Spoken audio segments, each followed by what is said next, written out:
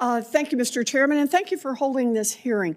So DOD buys a lot of stuff from defense contractors, and to protect the military and taxpayers, it's long been the law that defense contractors must give DOD contracting officers certified cost and pricing data to help verify that a price that's being charged is fair and reasonable.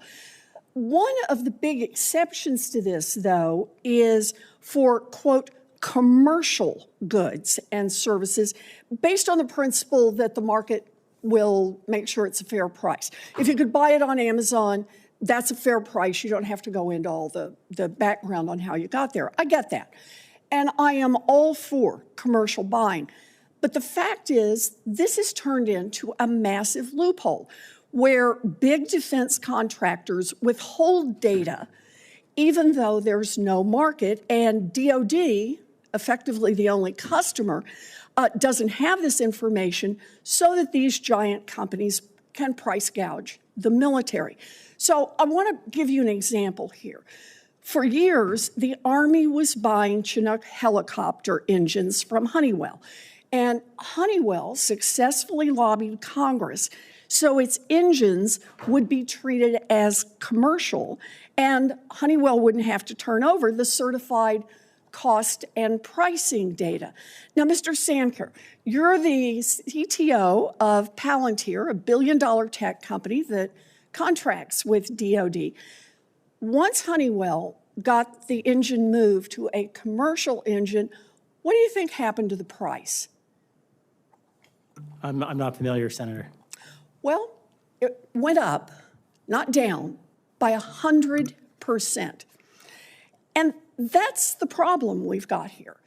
Too often, DOD is outgunned when it is negotiating with these giant defense contractors, which is exactly why it needs the cost and pricing data to avoid being ripped off. Now, Mr. Sanker, your company, Palantir, is looking to create a consortium with another defense tech company, Anduril, is that right?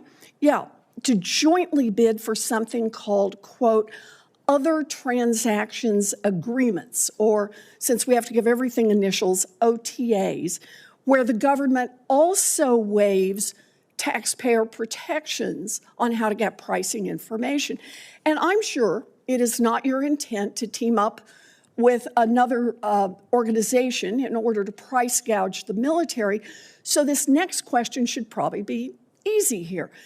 DOD's Inspector General recommended requiring bid contractors to alert military contracting offices when the price of a good or service goes up by 25%.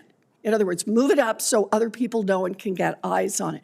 Mr. Sanker, do you agree with the IG's recommendation? I do agree. I think the price signal is part of the competitive market and encouraging more entrants and capital to efficiently be allocated to improve things. Excellent. And will Palantir agree to do that voluntarily?